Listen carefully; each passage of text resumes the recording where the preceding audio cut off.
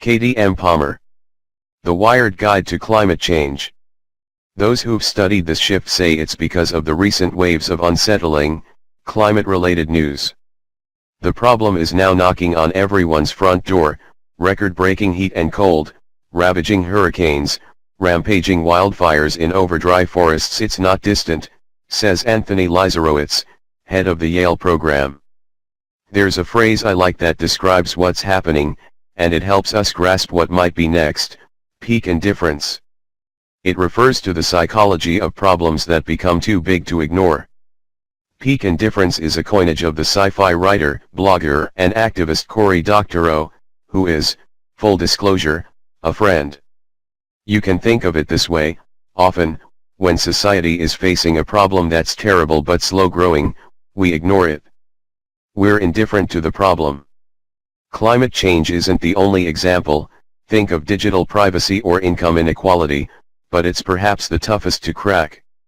The psychologist Robert Gifford once enumerated the 7 dragons of inaction on climate, from ingrained habits, car culture, to lack of trust in, say, scientists, to numbness, statistics overload. As the crisis grows, our indifference grows too. You divert your energy from convincing people there's a problem to convincing them there's a solution. But at some point, a crisis gets so bad that it becomes unignorable. Our indifference reaches a peak, begins to decline, and panic emerges. This could describe what we're now seeing in the climate polling. Media coverage and real-life events have finally broken through to folks. Increasingly they're saying, wait a minute, this is happening right here, right now, Lizarowitz says. This is great for anyone who wants to fix the problem, yes. Society is finally ready. But Doctorow's theory also predicts another psychological hazard: when we ignore trouble for so long, we can slip quickly into nihilism. It's too late. We missed our chance to take action. That means the current political moment is incredibly interesting.